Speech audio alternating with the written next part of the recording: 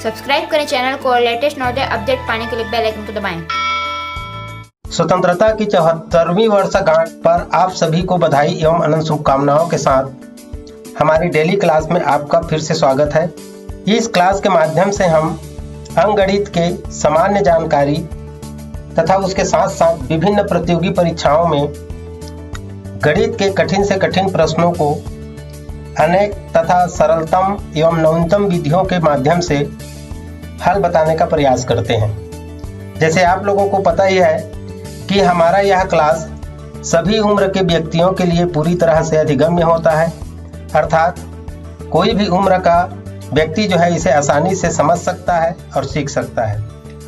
इसी प्रकार इस कोविड-19 कोरोना काल में हमारा यह क्लास और भी अधिक उपयोगी हो जाता है। इस क्लास में हम क्लास 6 लेवल पर होने वाली चयन परीक्षाओं जैसे कि जवाहर नवोदय विद्यालय, सैनिक स्कूल, मिलिट्री स्कूल आदि अलग अलग राज्यों में अलग अलग आवासीय विद्यालयों के लिए परीक्षा ली जाती है। इन परीक्षाओं के लिए यह क्लास अत्यंत उपयोगी है। यदि आप हमारे क्लास में पहली बार आए हैं तो एक बार पूरा क्लास अटेंड जरूर करें। अच्छा लगे तो चैनल को सब्सक्राइब भी करें, क्योंकि हमारा यह क्लास प्रतिदिन शाम 7 बजे प्रीमियर रहता है। फिलहाल अभी हम प्रतिदिन नहीं कर रहे हैं, लेकिन आगे यह प्रतिदिन चालू हो जाएगा, जिसका नोटिफिकेशन आपको बराबर मिलता रहे। हम इस प्रीमियर के समय आपके साथ लाइव चैट के लिए मौजूद भी रहते हैं, जिसमें आप लोगों को हम चैटिंग के माध्यम से और मोटिवेट करते हैं।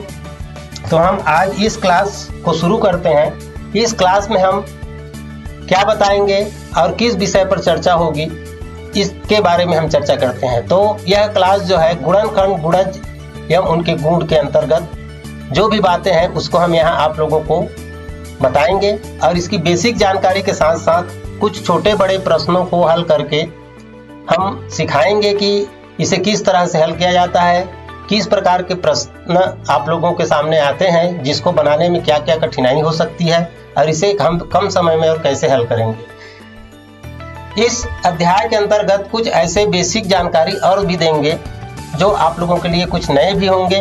तो इस प्रकार हम इसे शुरू करने से पहले आपको ये भी बता दें कि यह क्लास जो है 2 या 3 क्लास में कंप्लीट होगा, इसलिए कि हम इसके अंदर बहुत सारे ऐसे जानकारी देंगे जिसे बच्चा पूरी तरह से समझ जाए। एक बात और आपको बता दें, जैसे गुणनखंड कहने से आसान लगता है, लेकिन इसके बहुत सारे ऐसे गुण हैं जिसको यदि हम आसानी से जानते हैं तो इसके बहुत सारे फायदे हैं, इसको भी हम आगे बताएंगे। गुणज के भी ऐसी बहुत सारे गुण हैं, इसको भी हम आगे बताएंगे। तो चलिए शुरू करते हैं। इस पार्ट में हमें क्या क्या सीखने को मिलेगा उसके बारे में हम करते हैं सबसे पहले चर्चा। तो सबसे पहले हम आ जाते हैं गुणनखंड और गुणज के अंतर्गत हम जो जो सीखेंगे उसे हम आप लोगों को इस पेज के अंतर्गत हम आप लोगों को बताएंगे। तो यहाँ आप लोगों को वो सारी जानकारी दी जाएगी कि गुणनखंड गुणज के अंतर्गत क्या क्या आपके सामने आएंगे और इसके अंतर्गत हम आप लोगों को क्या क्या बताएंगे, इसको भी हम यहाँ पर आपको रखते हैं। तो सबसे पहले आप लोगों को बताया जाएगा गुणनखंड, और ये गुणनखंड क्या है इसको भी अब बता दें। ये है, अंग्रेजी वाले इसे फैक्टर के रूप में जानते हैं। अंग्रेजी वाले इसे फैक्टर कहते हैं, हिंदी वाले गुणनखंड इसे कहते हैं। और उसके बाद हमारे पास आता है उभयनिष्ठ गुणनखंड। उभयनिष्ठ गुणनखंड क्या है इसके बारे में चर्चा करेंगे। इसे अंग्रेजी वालों के लिए कॉमन फैक्टर के रूप में जाना जाता है। इसी प्रकार गुणनखंड के अंतर्गत हम आप लोगों को इसी अध्याय के अंतर्गत अभाज्य गुणनखंड के बारे में जानकारी देंगे। इससे संबंधित यानी कि इन सभी से संबंधित हम आप लोगों को छोटे छोटे प्रश्न, बड़े बड़े प्रश्न को भी, कैसे प्रश्नों में क्या कठिनाई आती है और किस प्रकार से समस्याएं आती है, इसके अलग अलग तरीकों को भी बताएंगे कि आप गुणनखंड कैसे निकाल सकते हैं, वनिष्ठ गुणनखंड कैसे निकाल सकते हैं। इनके एक ही नहीं अनेक तरीके हैं और विद्यार्थी को सभी तरीकों को आना चाहिए और सभी तरीकों को हम यहाँ बताएंगे। तो अभाज्य गुणनखंड क्या है, प्राइम फैक्टर जिसे हम अंग्रेजी में कहते हैं। तो इसी प्रकार हम इसके साथ ही साथ इसी अध्याय के अंतर्गत आने वाले गुणज को हम यहाँ बताएंगे। गुणज को हम अंग्रेजी में मल्टीपल के नाम से जानते हैं। ये मल्टीपल्स क्या है इसकी भी जानकारी हम इसी अध्याय के अंतर्गत आप लोगों को देंगे। और इसी अध्याय के अंतर्गत आपका मिलेगा उभयनिष्ठ गुणज अर्थात कॉमन मल्टीपल अंग्रेजी में। तो इस प्रकार इन पांचों चीजों के बारे में आप लोगों को बताया जाएगा और इसके साथ ही साथ इससे संबंधित प्रश्नों को भी बताया जाएगा और प्रश्नों को हल करने के अलग अलग तरीके बताए जाएंगे, जिसमें बहुत सारे ऐसे तरीके हैं जिसमें आपके प्रश्न जो है गलत होने की बिल्कुल संभावना नहीं होती, 0%। तो इस प्रकार बच्चे इसमें भूल कर जाते हैं और कैसे निकालते हैं और क्या है, किस प्रकार से प्रश्न आएंगे, ये सारी बातें इसके अंतर्गत आप लोगों को बताया जाएगा। इसके बाद भी इसमें और कुछ बातें हैं जहां पर बच्चे जो है घूम जाते हैं, उसको भी हम यहाँ लेके आएंगे। जैसे कि यहाँ पर अपवर्तक शब्द आता है, तो अपवर्तक के बारे में भी हम आप लोगों को पूरा जानकारी देंगे कि ये क्या चीज़ है। जैसे हिंदी में आप लोगों को शब्दों का घुमावदार प्रश्न बनाने के लिए अलग अलग शब्दों का उपयोग करते हैं, जिसमें आपको अपवर्तक शब्द पढ़ने को मिलता है और बच्चा समझ नहीं पाता कि आखिर ये क्या चीज़ है। उसके बाद हम इसी में आप लोगों को बताएंगे अपवर्त्य, ये क्या चीज़ है, ये भी बच्चों के लिए नया शब्द हो जाता है। तो ऐसे सारी बातों को हम इसके अंतर्गत आप लोगों को बताएंगे। तो चलिए हम सबसे पहले स्टार्ट करते हैं इसके आगे की बात क्या है उसको। तो यहाँ पर हम सबसे पहले अब शुरू करेंगे गुणनखंड। गुणनखंड क्या है, इसको हम आप लोगों को सबसे पहले बता दें, किसी संख्या को हम किन किन प्रकार से गुणनखंड में बांट सकते हैं। तो हम सबसे पहले एक संख्या आपके लिए ले लेते हैं, जैसे एक छोटा सा संख्या हम लेते हैं 8। अब इस 8 को कितने गुणनखंडों में बांटा जा सकता है। अब यहाँ पर इसे फैक्टर भी कहते हैं। तो 8 को हम कैसे गुणनखंड यानी कि किन किन संख्याओं से गुणा करके 8 को प्राप्त किया जाए। देखिए हम अलग अलग तरीके से आपको बताएंगे, जिसमें आप जो तरीका आपको अच्छा लगे उसी तरीका को समझ जाना। हमारे पास एक संख्या प्रश्न में आया 8। अब 8 का प्रश्न आपको मिलता है गुणनखंड के लिए। तो हम सबसे पहले 8 के गुणनखंड अर्थात हम किन किन संख्याओं को गुणा करके 8 प्राप्त कर सकते हैं। देखिए पहले ये समझ लीजिए, उसके बाद आप गुणनखंड समझेंगे। 1 गुणित 8, इस प्रकार हम 1 और गुणा 8 कर देंगे तो ये हमें 8 प्राप्त हो जाता है। इसी प्रकार हम एक और क्या कर देंगे, 2 गुणा 4, तो हमें भी उसके बाद भी हमें क्या प्राप्त हो जाता है, 8 प्राप्त हो जाता है। इसके बाद हमारे पास क्या आ जाता है, फिर 4 गुणा 2, तो भी हमें 8 प्राप्त हो जाता है। इसके बाद हम क्या कर सकते हैं, 8 गुणा 1, इस प्रकार हमें 8 प्राप्त हो जाता है। अर्थात हम किन किन संख्याओं को गुणा करके, यानी कि 2 संख्या को ना मात्र, ध्यान दीजिएगा, किसी संख्या के गुणनखंड कैसे प्राप्त किया जाता है, किन्हीं 2 संख्याओं को गुणा करके वह संख्या हम प्राप्त कर सकें, ऐसे संख्याएं कितने हैं। अब इसे ये तो गुणनखंड को समझाने के लिए हमने ऐसे गुणा करके आप लोगों को बताया है, आपको ये सब करने की जरूरत नहीं है। आप मेरे ख्याल से आप समझ लिए होंगे कि हम 8 को कितने संख्याओं के साथ 2-2 संख्या गुणा करके प्राप्त कर सकते हैं, उन संख्याओं को पूछा जाता है। अर्थात 8 के कितने गुणनखंड हैं, तो 8 के गुणनखंड कितने हैं। देखिए यहाँ जितने भी संख्या आया, दोनों तरफ को देखेंगे या एक तरफ को देखेंगे तो भी वही संख्या मिलेंगे। अर्थात कुल हमें 4 संख्या प्राप्त होता है। कौन कौन सा, 1, 2, 4 और 8। अर्थात 8 के ये 4 गुणनखंड है। ध्यान दीजिए, ये 1 जो है सभी संख्याओं के लिए लागू हो जाता है। जैसे हमको 15 बोले तो 15 गुणित 1 या 1 गुणित 15, तो वही संख्या देखिए 8 है, तो 8 का गुणनखंड में 1 रहेगा ही और 8 भी रहेगा, मतलब वो 2 संख्या तो रहेंगे ही, उनके जो संख्या है वो रहेगा और क्या रहेगा, 1 रहेगा। तो इस प्रकार ये 2 संख्या तो रहेंगे ही। अब बीच के जो संख्याएं हैं उसको हमें खोजना होता है। जैसे हमको अचानक बोल दिया जाए कि 17 के कितने गुणनखंड हैं, तो 1 तो रहेगा ही, अब और 17 भी रहेगा। ये 2 को हम कभी ना भूलें, ये ध्यान रखिए, किसी संख्या को पूछा जाता है तो उन दोनों संख्याओं को हम बिल्कुल ना भूलें। उसके बाद अब उसके बीच में जो है उसे हमें खोजना होता है, यही गुणनखंड है। अर्थात अब इसको दूसरे तरीके से समझा जाए। देखिए इसको दूसरे तरीके से क्या समझे, इसी 8 को हम ले लेते हैं और इतना को हम एक टाइम के लिए थोड़ा सा भूल जाए। कितना को भूल जाए, ये सबको। ये तो हम आप लोगों को समझाने के लिए किया था। ये ऐसे यदि किसी संख्या को प्राप्त करने के लिए किन किन संख्याओं से गुणा करना है, इसको हमने आपको समझाने के लिए किया था। अब इसी 8 को हम फिर से ले लें दोबारा और पूछा जाए कि 8 के कितने गुणनखंड हैं, तो हम सीधे सीधे देखें, 1 अट्ठे 8, 1 से मतलब 8 किस किस से भाग चला जाता है उसी को हम लिख दें फटाफट। तो ये क्या है, 1 से भाग चला जाता है तो 1 अट्ठे 8, 2 से भाग चला जाता है तो 2 चौके 8, यानी कि दो यहाँ पर आ जाएगा, तो यहाँ पर हम लिख दे 2। अब 8 किससे भाग चला जाएगा, अर्थात 4 से, 4 दूने 8। अब 8 किससे भाग चला जाएगा, 8 से।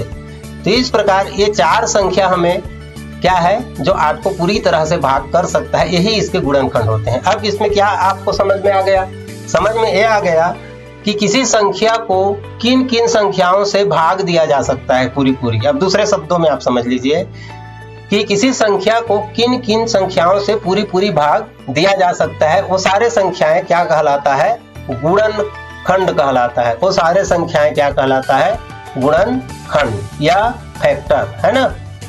तो मेरे ख्याल से आप लोग समझ गए होंगे। अब एक बात और आता है, हम दूसरी संख्या एक बार ले लेते हैं और दूसरी संख्या पर हम थोड़ा सा चर्चा करें। दूसरी संख्या हमारे पास ले लेते हैं एक बार 12। देखिए एक बार हम ले लेते हैं 12। अब 12 के लिए हम या तो वही गुणा करके बनाएं या हम सीधे इसको बना सकते हैं। सीधे क्या बनाएं, देखिए 12 के लिए 1 और 12 तो रहेगा, तो 1 को हम पहले लिख ही देते हैं। बढ़ते क्रम में यदि जाएं तो सबसे आसान होता है। अब 1 को हमने लिख दिया, अब 12 को 1 के बाद 2 लेते हैं, तो 2 से 12 पूरी भाग चला जाता है, जो छिक्का 12। देखिए 2 से हम भाग दे सकते हैं। देखिए अब इसी जगह पर हम और चीज खोज सकते हैं। देखिए हम रफ में लिखते जाएंगे, 1 से हम 12 को भाग देंगे तो 1 12 12, तो कितने बार पढ़ा हमने, 12 बार।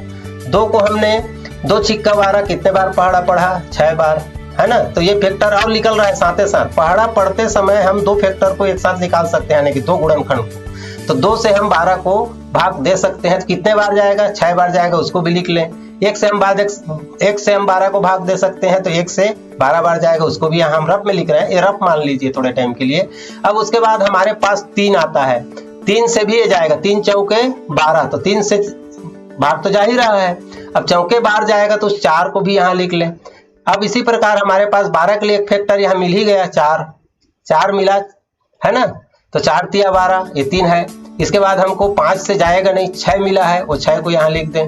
इसी प्रकार हमें मिला है सीधा 12। तो इस प्रकार ये 12 के फैक्टर हमारे पास या गुणनखंड प्राप्त होते हैं 6। तो आपको प्रश्न क्या पूछा जा सकता है, तो प्रश्न इसमें ज्यादातर पूछा जाता है कि 12 के कुल गुणनखंडों की संख्या कितनी है। तो 12 के कुल गुणनखंडों की संख्या हमारे पास कितना निकला, 6। तो प्रश्न यहीं खत्म नहीं होता, इसको जानना और इसके अलावा आपको ये भी बता दें कि इसको यदि हम जानते रहेंगे तो आगे हमारे पास भिन्नों के प्रश्न आने वाले हैं, है ना। भिन्नों के 4 आधारभूत संक्रियाएं, पूर्ण संख्याओं के 4 आधारभूत संक्रियाएं, ये संक्रिया जब आएगी तो हमें इन्हीं फैक्टरों का ज्ञान होना बहुत जरूरी है। अच्छा, यहाँ पर आप लोगों को एक बात और बता दें कि हमारे पास ये छोटे संख्या है, हम देख के, जिसे हम कौन सा विधि कहते हैं, इसे अवलोकन विधि कहते हैं। देखिए ये क्या विधि से हम अभी बना रहे हैं, अवलोकन। अवलोकन का मतलब क्या होता है, सिर्फ देख के। अवलोकन विधि से हम इसे तैयार कर रहे हैं गुणनखंड को। 12 को हम देख के ही बना दिए, इसलिए कि छोटा संख्या है। यदि हमारे पास बड़ा संख्या आ जाए तो उस बड़े संख्या को हम इस प्रकार से देख के कर तो सकते हैं थोड़ा बहुत, लेकिन हमको बहुत अधिक समय लग जाएगा और गलती भी हो सकती है। जैसे आपको मिल जाता है 210 का भाज्य गुणनखंड करो, तो हम कोशिश तो करेंगे, 1 से जाएगा, 2 से जाएगा, 3 से जाएगा, 4 5 से जाएगा, इस प्रकार से 4 से जाएगा, लेकिन कहीं ना कहीं वो क्या हो जाता है, छूट जाता है। तो हम उन बड़े संख्याओं का गुणनखंड कैसे प्राप्त करेंगे, उसके बारे में हम आप लोगों को आगे जब ये गुणनखंड का भाग खत्म होगा तो एक आसान विधि बताएंगे, जिसमें बड़े से बड़े संख्याओं का भी हम आसानी से गुणनखंड निकाल सकते हैं। उसके हम एक विधि तैयार किए हैं, ये किताबों में नहीं दिया है, किसी भी हमने किताब देखा है उसमें इस विधि को नहीं दिया है। हम जब अपने बच्चों को पढ़ाते हैं तो ऐसे जो शॉर्टकट तरीके हैं, ऐसे जो विधियां हैं, उसको हम बच्चों को सिखा देते हैं। तो जो बच्चा जो है गणित के लिए थोड़ा उत्सुक रहता है, वो आसानी से सीखता है और उसको ध्यान से वो देखना शुरू करता है। तो इस प्रकार आप गुणनखंड को तो समझ गए होंगे। ऐसे कोई भी संख्या जिसको जिन संख्याओं से भाग दिया जा सकता है, वो सारे उस संख्या के गुणनखंड होते हैं। एक तरीका ये बात आप समझ गए। दूसरी बात ये कह सकते हैं कि किसी संख्या को किन्हीं 2 टुकड़ों में बांटने पर जिन संख्याओं से उनका संबंध होता है, जैसे हमने 8 के लिए अभी बताया था, वो सारे उनके गुणनखंड होते हैं। जैसे 12 को हम क्या करेंगे, 1 गुणित 12 करेंगे तो किसके साथ संबंध हुआ, 1 के साथ और 12 के साथ। इसी प्रकार हम 2 गुणित 6 करेंगे तो 6 और 2 उनके गुणनखंड है। इसी प्रकार 3 गुणित 4 करेंगे तो 4 और 3 उनके गुणनखंड है। अब इसका उल्टा होते चला जाएगा, क्या 4 गुणित 3 हो जाएगा, इसी प्रकार 6 गुणित 2 हो जाएगा, इसी प्रकार 12 गुणित 1 हो जाएगा। तो 12 को हम इतने गुणनखंडों में बांट सकते हैं, इतने बार हम गुणा कर करके 12 प्राप्त कर सकते हैं। इन सभी से हमें क्या प्राप्त होते चला जाएगा, 12 ही प्राप्त होते चला जाएगा। इसके अलावा हमारे पास ऐसा कोई पूर्ण संख्या नहीं है जिसको हम 2 संख्याओं को गुणा करके 12 प्राप्त कर सकें। तो दिए गए संख्या को किन्हीं 2 संख्याओं को गुणा करके प्राप्त कर सकते हैं। उन सारे संख्याओं को हम उसके क्या कह देते हैं, गुणनखंड कहते हैं। तो ये हम छोटे संख्याओं के माध्यम से गुणनखंड क्या है ये तो आप समझ गए होंगे। अब ये जानिए कि इसमें भूल नहीं करना है। जैसे हमको दे दिया और देने के बाद हमको कभी कभी क्या होता है, 12 का गुणनखंड तो 6 निकला, लेकिन 11 का गुणनखंड यदि हम निकालना चाहें, ध्यान दीजिए, 11 का गुणनखंड हम यदि निकालना चाहें तो क्या निकलता है, 1 और 11 2 ही गुणनखंड निकलता है। इसको हम पीछे आप लोगों को पढ़ा चुके हैं। देखिए 12 का 6 गुणनखंड निकला, लेकिन 11 का केवल 2 गुणनखंड निकलता है। 2 1 से और 11 से ही ये भाग चला जाता है, या तो 1 गुणित 11 और 11 गुणित 1। इसी प्रकार हम इससे थोड़ा सा नीचे आए, क्या 10 पर आए, तो 10 के गुणनखंड कौन कौन से ये देख लीजिए, 1 है, 2 है और 5 है और 10 है। इस प्रकार इसके 4 गुणनखंड है। कितने, 1 गुणित 10, 2 गुणित 5, 5 गुणित 2 और 10 गुणित 1। इस प्रकार से 10 के कितने गुणनखंड निकले, 4 गुणनखंड निकले। इसी प्रकार हम उससे जस्ट नीचे फिर आ जाए 9 के लिए, तो 9 के लिए हमारे पास कितना गुणनखंड निकलता है, इसके लिए 1, 3 और 9 यानी कि 3 गुणनखंड निकलते हैं। इसी प्रकार हम उसके नीचे 8 आएंगे तो 8 के लिए हमारे पास गुणनखंड क्या निकलते हैं, 1 निकलता है, 2 निकलता है, पहले ही हमने देख लिया, 4 निकलता है और 8 4 निकलता है। तो इस प्रकार अलग अलग संख्याओं के जो गुणनखंड होते हैं वो क्या हो जाते हैं, अलग अलग संख्याएं होते हैं। उनकी कुल संख्याएं अलग अलग होती है। कुछ संख्याएं ऐसे, इससे बड़े संख्या में ही हम चल देंगे तो 17 के हमें 2 ही गुणनखंड लिख लेंगे। कौन कौन से, 1 और 17। तो 1 और 17, 11 के हमारे पास 2 ही गुणनखंड लिख ले, है ना। इसी प्रकार हम 19 चल देते हैं तो 19 के भी हमें 1 और 19 गुणनखंड प्राप्त होते हैं, 2 ही संख्या।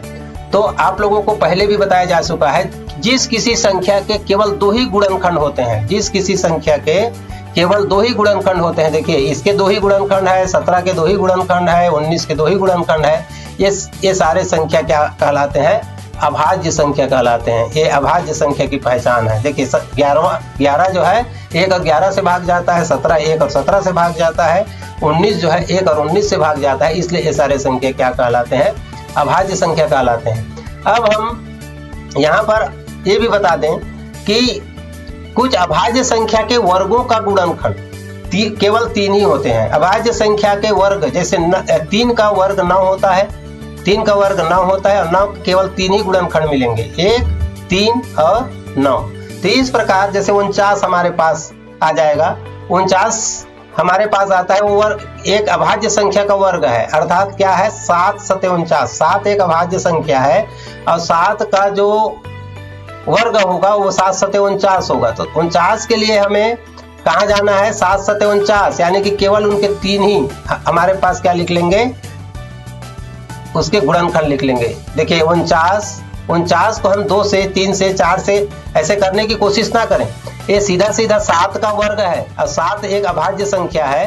तो यहाँ पर हमें मिलेगा 1 से या तो 49 भाग जाएगा, या तो 7 से भाग जाएगा, या तो किससे चला जाएगा, 49 से। इसके अलावा ये किसी से भाग नहीं जाएगा। तो इस प्रकार किसी अभाज्य संख्या के यदि वर्ग संख्या हो, ऐसे प्रश्न पूछता है, किसी अभाज्य संख्या के वर्ग संख्या के कितने गुणनखंड होंगे। तो ये प्रश्न सुनने में कठिन लग रहा है, लेकिन यदि हम समझे रहेंगे तो ये आसान हो जाता है। तो इस प्रकार ये जो है हम गुणनखंड को आसानी से मेरे ख्याल से समझ गए होंगे और निकाल भी सकते हैं। तो इसी प्रकार हमें अचानक जैसे यहाँ पर एक 21 के कितने गुणनखंड हैं, देखिए हमारे पास आता है 21 के गुणनखंडों की संख्या, तो 1 से चला जाएगा, 2 से नहीं जाएगा तो 3 से जाएगा, तो 3 को हम रखें, 3 एक अभाज्य संख्या है, 3 7 21 तो 7 ही जाएगा इसके बाद, है ना। और उसके बाद फिर 7 21, इसके बाद सीधा कहाँ चल देता है, हमारे पास सीधा 21 चला जाता है। तो इस प्रकार 21 के भी हमारे पास कितने गुणनखंड है,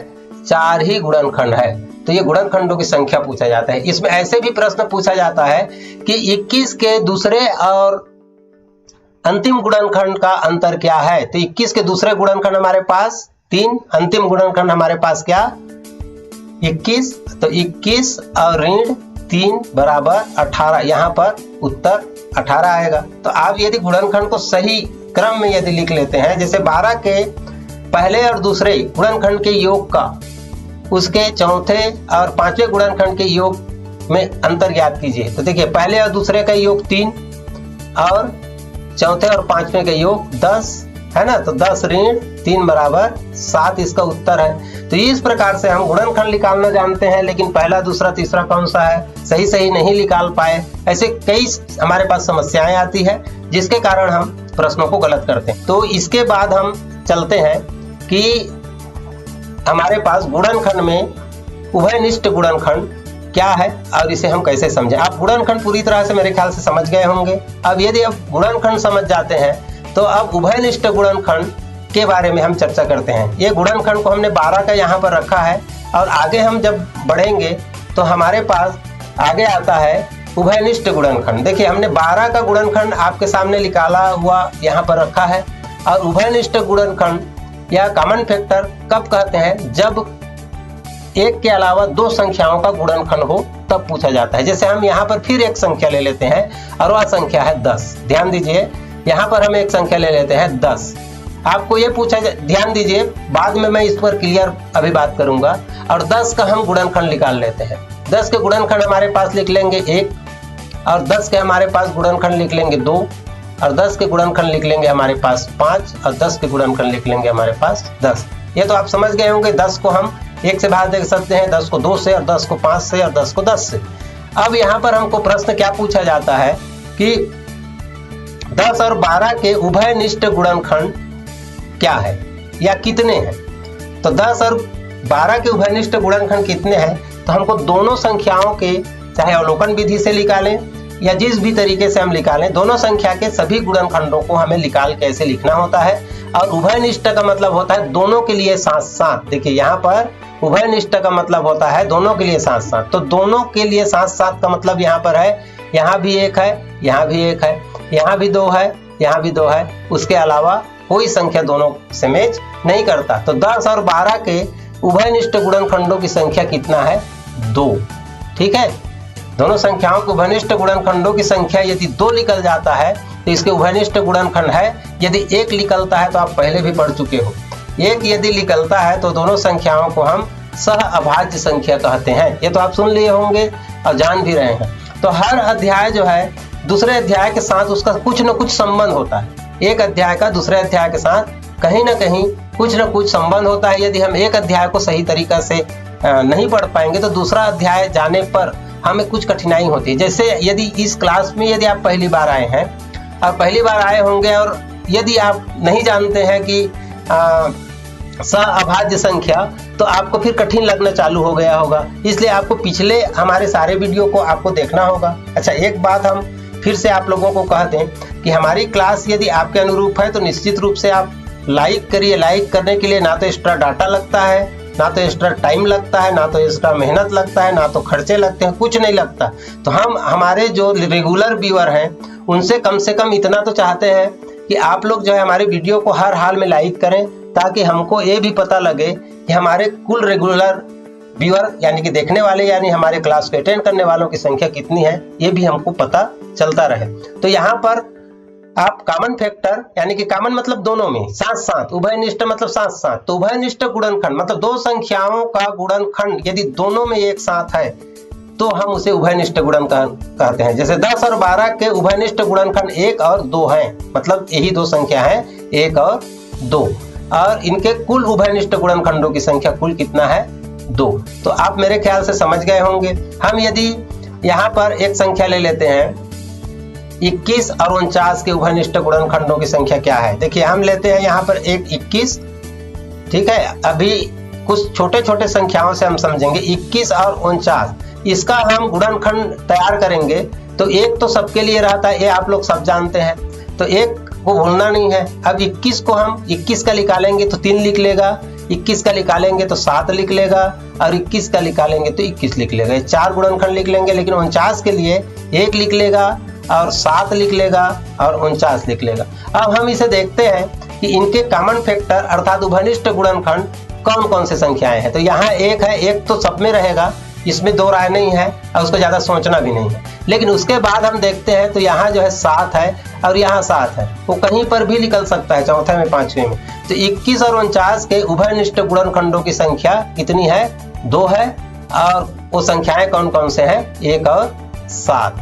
तो ये आपका उभयनिष्ठ गुणनखंड किसी 2 या 2 से अधिक संख्याओं का यदि गुणनखंड में ये जिन जिन संख्याओं का सभी में उपयोग हुआ है या सभी में आया है, वो सारे संख्याएं हमें उभयनिष्ठ गुणनखंड कहते हैं। लेकिन यदि हमको यही प्रश्न दूसरे तरीके से पूछ देता, कैसे? देखिए, यहीं पर हमारे पास पड़ा है, उसी में से पूछें।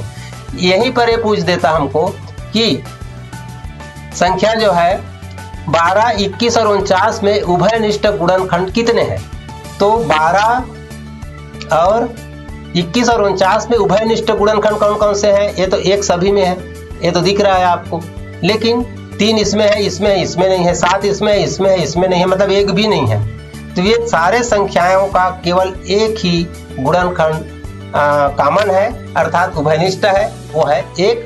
तो इस प्रकार हम इन तीनों संख्याओं को भी अभाज्य संख्याएं कह सकते हैं एक बार के लिए। मतलब ये तीनों संख्याएं साथ साथ एक के अलावा किसी दूसरे संख्या से भाग नहीं जाने वाले।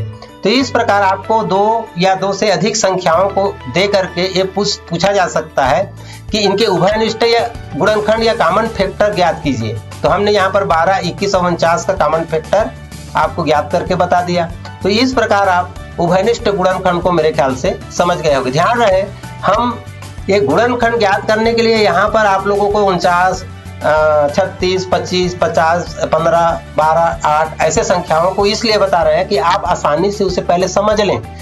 बड़े संख्याओं को हम इसमें जब हमारा गुणनखंड जैसे ही खत्म होता है तो हम आज का टाइम जो है थोड़ा लंबा चला जाएगा, इसलिए हम उसे आज तो नहीं, लेकिन हमारे अगली क्लास में हम बड़े संख्याओं को हम गुणनखंड के रूप में कैसे निकालेंगे, उसमें भी एक भी यानी कि 0% गलती की संभावनाएं, 1% आपका उसमें गलती होने की कोई संभावना नहीं होगा, आप भूल भी नहीं सकते। हम यदि आपको अचानक कह दें कि 36 का गुणनखंड निकालो तो ये बहुत टाइम लग जाएगा। देखिए, थोड़े से आगे बढ़ने पर हमारी संख्याएं बहुत ज्यादा बढ़ जाती है। तो इस प्रकार आप गुणनखंड के बहुत सारे प्रश्न आपके जो भी किताब है आपके पास, उसमें से आप इनको देखें, गुणनखंडों की संख्या ज्ञात करें, कॉमन फैक्टर अर्थात उभयनिष्ठ गुणनखंड किसे कहते हैं, तो उसमें प्रश्न जो पूछा होगा 2, 4, 5 उसको भी आप रखें सामने और इस प्रकार से बना कर देखें। आप निश्चित रूप से गुणनखंडों को जानने लगेंगे। आपको ये भी बता दें कि एक साधारण चैप्टर नहीं है गुणनखंड और गुणज, इसको यदि हम आसानी से जानते हैं तो हमारे आगे और बहुत सारे काम आने वाले हैं।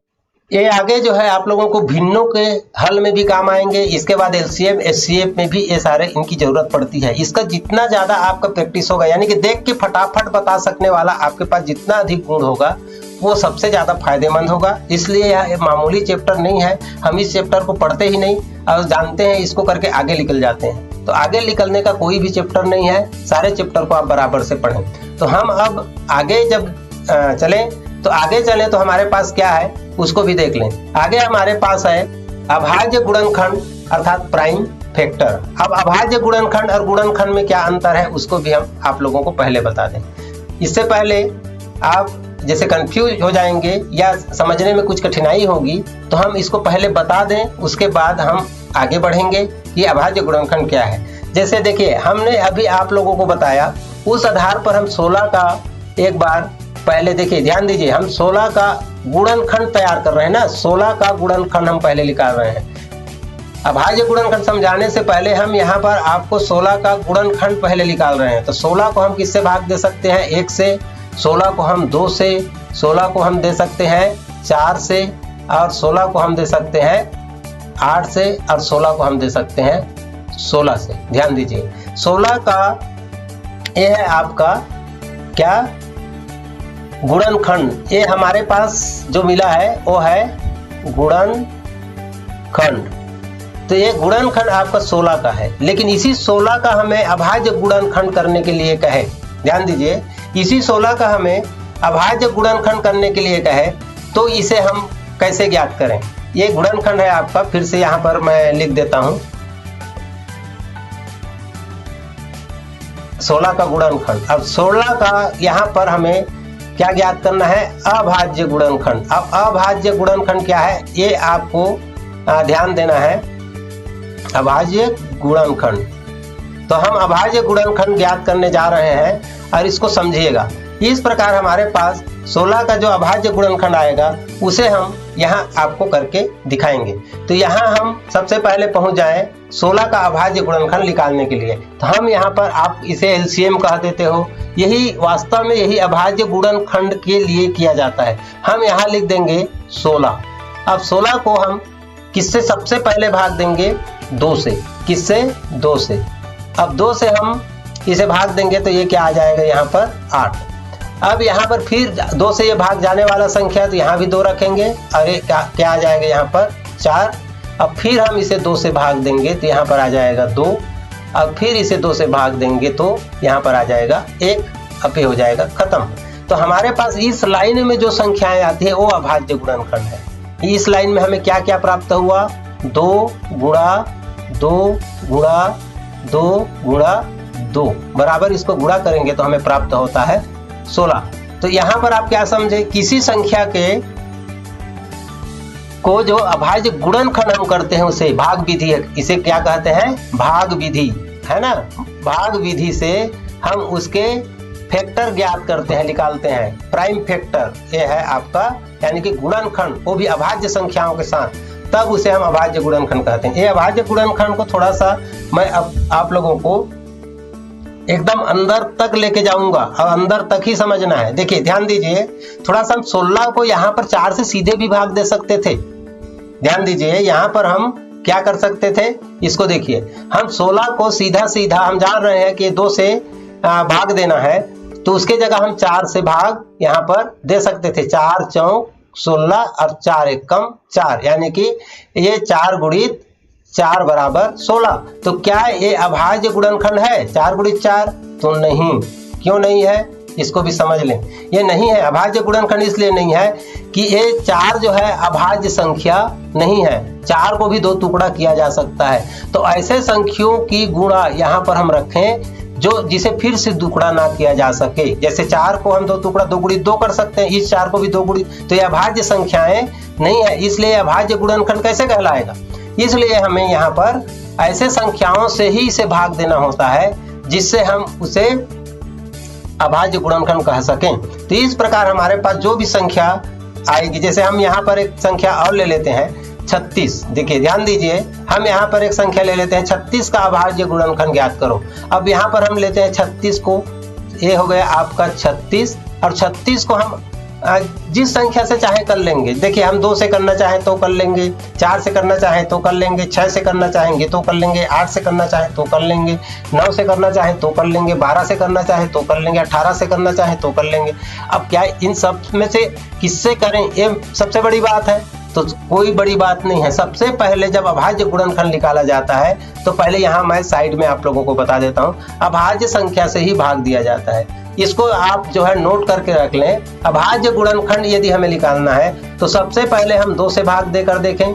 ध्यान रखिए, सबसे पहले हमें हम यहाँ पर कॉर्नर में आप लोगों को कुछ संख्याएं लिख के बता दे रहे हैं कि हम सबसे पहले 2 से भाग देकर देखें। 2 से नहीं जाने पर 3 से भाग देकर देखें, क्योंकि 2 एक अभाज्य संख्या है, उसके बाद 3 एक अभाज्य संख्या है। 4 से बिल्कुल आप भाग देकर नहीं देखेंगे। ऐसे जब आप अभाज्य गुणनखंड निकालेंगे तो 4 एक भाज्य संख्या बिल्कुल कभी नहीं। उसके बाद यदि 2 और 3 से नहीं जाने की स्थिति में हम उसको 5 से देखेंगे, और 5 के बाद आप 6 से बिल्कुल नहीं देखेंगे, है ना, 6 से भी नहीं देखना है। उसके बाद आप सीधे चले जाएंगे 7 से, है ना। इस पर और थोड़ा सा आप लोगों को चर्चा करके बताएंगे। 7 से भाग देंगे सीधे। अब उसके बाद 7 से भी नहीं जाता है तो आप 8 से नहीं देंगे, 9 से नहीं देंगे। अच्छा 8 से क्यों नहीं देंगे भाई? जो 8 से देंगे वो 2 से चला जाता है ना। 9 से इसलिए नहीं देंगे, 9 से यदि वो भाग चला जाने वाला संख्या होता तो 3 से पहले ही चल देता। तो इसलिए 9 से भी, 9 एक भाज्य संख्या है, 8 एक भाज्य संख्या है, 10 से भी नहीं देंगे। यदि 10 से भाग जाने वाला संख्या होता तो 5 से हमारा पहले ही चल देता। ये तो आपके समझ में आ रहे होंगे निश्चित रूप से कि यदि 10 से हम भाग देने का यहाँ कोशिश करें तो वो पहले ही 5 से चल गया होता हमसे, तो 10 से अब काहे बर्बाद करें हमारा समय। उसके बाद हम 11 से देंगे, उसके बाद 13 से देंगे, उसके बाद देंगे हम 17 से, उसके बाद 19 से। ऐसे अभाज्य संख्याओं को मैं पिछले हमारे क्लास में आप लोगों को बताया भी था कि ऐसे अभाज्य संख्याओं को जो है आप निश्चित रूप से तैयारी कर लें। ये मैं आप लोगों को बोला था कम से कम 100 तक के अभाज्य संख्याएं जो हैं उसको आप तैयारी कर लें। अभी हाल आप लोगों को अभाज्य गुणनखंड में इतने संख्या भी यदि आपको याद है तो आप इसके लिए तैयार है। ध्यान दीजिए, यहाँ पर फिर मैं पीछे आके आप लोगों को थोड़ा सा और बताना चाहूँगा कि जिस संख्या को हम 2 से भाग देंगे वो 2 से जब तक जाता है 2 से करते रहें, तो हमें 4, 8 है ना और 10 और 12 की आवश्यकता बिल्कुल नहीं पड़ेगी, इसलिए वो संख्याएं इसमें नहीं है। और यदि हम 2 से जाना जब बंद हो जाता है तो उसे हम 3 से देते हैं, इसलिए कि 2 से नहीं जाने पर 3 से जा सकता है। लेकिन उसके बाद हम जब जाते हैं 3 से भी जाना बंद हो जाता है तो हम 4 से बिल्कुल कोशिश नहीं करेंगे, इसलिए कि वो 2 से चला जाता। तो इस प्रकार 5 से हम देंगे। 5 एक अभाज्य संख्या है जो 3 से नहीं जाएगा, वो 5 से जा सकता है। तो इस प्रकार जैसे 25 है, 25 क्या है 5 से 3 से तो जाएगा नहीं, तो 5 से ही जाएगा। तो इस प्रकार ऐसे संख्या हमारे पास बीच बीच में आते जाएंगे जो एक के बाद एक संख्या से भाग देना है।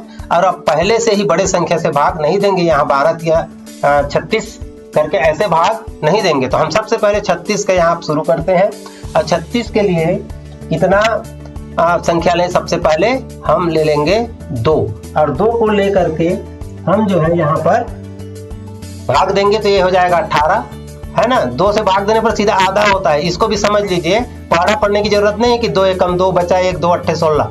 यदि हम 2 से देते जा रहे हैं तो 18 ही होगा। अब ये 18 है तो फिर 2 से जाएगा। विभाज्यता के नियम में बताया गया है कि यदि इकाई अंक में यदि सम संख्या हो तो आप 2 से करते जाइए, तो फिर ये क्या हो जाएगा 18 का 9 हो जाएगा। 2 से आप भाग देंगे तो आधा होते जाता है। ये इसको छोटे बच्चे को भी हमने समझा चुका है अभी तक। तो इस प्रकार आप यहाँ पर अब देखते हैं कि विषम हो गया, तो 2 से तो जाने वाला नहीं है, तो हम 3 से ट्राई करें। तो 3 से हम ट्राई करेंगे तो ये 3 तिया 9, अब फिर 3 से भाग जाएगा तो 1, आखिरी तक यदि हमें करना है 1 तक। तो इस प्रकार हमें इस 36 का अभाज्य गुणनखंड प्राप्त हुआ है 2 गुणित 2 गुणित 3 गुणित 3। तो इस प्रकार यहाँ पर इनको हम गुणा करेंगे। देखो 3 तिया 9 और 9 दूने 18, 18 दूने 36। अब ये सभी संख्याओं को आप गौर से देखिए, इसको हम बराबर करते हैं तो 36 प्राप्त होता है। और इन तीनों संख्याओं को आप बराबर देखिए, इसे और टुकड़ा नहीं किया जा सकता। ये सभी संख्याएं अभाज्य है, इसीलिए अभाज्य गुणनखंड कहते हैं। आप लोगों को प्रश्न में पूछा जाता है कि 36 के सही अभाज्य गुणनखंड क्या है, तो एक ऑप्शन ए रहेगा। दूसरा ऑप्शन ए रह सकता है 3 गुणित 4 गुणित 3 गुणित 3 रह सकता है, ये भी 36 से होता है ना। इसी प्रकार एक ऑप्शन ए हो सकता है कि 2 गुणित 9, तो इसको भी गुणा करेंगे तो 36 से प्राप्त होता है। इसी प्रकार 2 गुणित 6 गुणित 3 हो जाएगा, तो ये भी 36 से होता है। तो इस प्रकार आपको 4 ऑप्शन मिल जाएंगे, लेकिन जिन संख्याओं को गुणा करने पर जो सभी संख्याएं अभाज्य हो और 36 प्राप्त होता है वही अभाज्य गुणनखंड कहलाता है। और दूसरी बात आपको ये भी बता दें कि अभाज्य गुणनखंड में एक प्रश्न आप लोगों को और मिलता है कि 36 के अभाज्य गुणनखंडों की संख्या कितनी है, तो 4 है ना। 36 के अभाज्य गुणनखंडों की संख्या कितनी है, तो 4। लेकिन 36 के गुणनखंडों की संख्या कितनी है, तो अब 36 के गुणनखंड आप यहाँ पर हम निकाल के आप लोगों को फिर एक बार बताते हैं। गुणनखंड और गुणज पढ़ रहे हैं, अभाज्य गुणनखंड और गुणनखंड। तो यहाँ पर हम अब 36 के गुणनखंडों को हमने समझ गया और 36 के गुणनखंड की संख्या कुल कितने हैं। 36 के अभाज्य गुणनखंड यदि हम निकालते हैं तो देखिए 36 को हम 1 से भाग दे सकते हैं, उसके बाद 36 को हम 2 से भाग दे सकते हैं, 36 को हम 3 से भी भाग दे सकते हैं, 36 को हम 4 से भी, 4 9 36। इसी प्रकार हम 36 को जो है 6 से भाग दे सकते हैं, 6 छक्का 36। और 36 को हम 9 से भी भाग दे सकते हैं, 9 चौक 36। इसी प्रकार हम 36 को 12 से भाग दे सकते हैं, 12 तिया 36। और 36 को हम दे सकते हैं 18 से भाग, और 36 को हम दे सकते हैं 36 से भाग। तो इस प्रकार हम देखते हैं। देखिए इसका और इसके साथ 36 होता है और इसका इसके साथ 36 होता है। आप चेक करें, यदि आपका गलती होगा तो पकड़ा भी जाएगा। 18 दूने 36 है ना, 12 तिया 36, पीछे से आप आएंगे तो 9 चौक 36 और 6 छक्के 36, मतलब हमारा यहाँ पर कोई गलती नहीं है। देखिए चेक करने का तरीका, पहला और आखिरी का गुणा करें 36 होगा, है ना। अब दूसरा और इधर के से दूसरा का गुणा करेंगे तो 36 होगा। इसके बाद तीसरा और इधर से तीसरे का गुणा करेंगे तो 36 होगा। चौथा और इधर से चौथे का गुणा करेंगे तो 36 होगा। अब बीच में एक ही है तो उसी के साथ उसी का गुणा करेंगे तो भी 36 होगा। तो 36 के हमारे पास गुणनखंडों की संख्या कितना है, इसको देख लिए 9। देखिए 36 का गुणनखंडों की संख्या 9 और 36 के अभाज्य गुणनखंडों की संख्या 4। तो ये दोनों बातें आप लोगों को अच्छी तरह से समझ में आ गया होगा। अब हम आप लोगों को बता दें कि हम जो है इसका या इस अध्याय का प्रश्न जो है या टेस्ट प्रश्न हम आगे जब अध्याय समाप्त हो जाएगी तो हम आप लोगों को इसका टेस्ट लिंक देंगे। और टेस्ट लिंक अब जो है पिन स्क्रीन में ना हो करके हम सीधे डिस्क्रिप्शन में डाल देंगे। डिस्क्रिप्शन से आपको लिंक उठाना होगा और टेस्ट देना होगा। और मान के चलिए कि डिस्क्रिप्शन में यदि लिंक नहीं है तो ये समझ लीजिएगा कि इस वीडियो में किसी प्रकार का लिंक नहीं है। वीडियो के अंदर हम बता भी देंगे कि इस वीडियो के बाद जो है आप लोगों का टेस्ट है करके, जिसमें नहीं रहेगा उसमें नहीं बताएंगे। तो यह वीडियो हम यहीं पर आपका समाप्त करते हैं आज का क्लास। कल की क्लास में हम आप लोगों के लिए इन तीनों का ध्यान दीजिए, इन तीनों को आप अच्छी तरह से समझ गए हैं तो हम बड़े संख्याओं का गुणनखंड कैसे तैयार करें। देखिए गुणनखंड कठिन है ना, बड़े संख्याओं का गुणनखंड निकालना कठिन है। भाज्य गुणनखंड तो हम ऐसे भाग देते देते नीचे चले जाएंगे और गुणनखंड निकल जाएगा, है ना। लेकिन हमें यदि गुणनखंड निकालना है और वो संख्याएं बड़ा हो, जैसे हमने अभी तक टेस्ट में देखा 36 का, 18 का, 12 का, 8 का, 10 का, 49 का हमने गुणनखंड निकाल के देखा और वो सारे हमारे सामने फटाफट निकलते चले गए। तो हम बड़े संख्याओं को अभाज्य गुणनखंड में और गुणनखंड में कैसे बदलें, इसके लिए हम आप लोगों को एक आसान तरीका बताएंगे और हमारे अगले कक्षा में ये सबसे पहले होगा। उसके बाद हम इस चैप्टर के आगे की ओर बढ़ेंगे। तो हमारे वीडियो पर, हमारे चैनल पर बने रहने के लिए आपका बहुत बहुत धन्यवाद।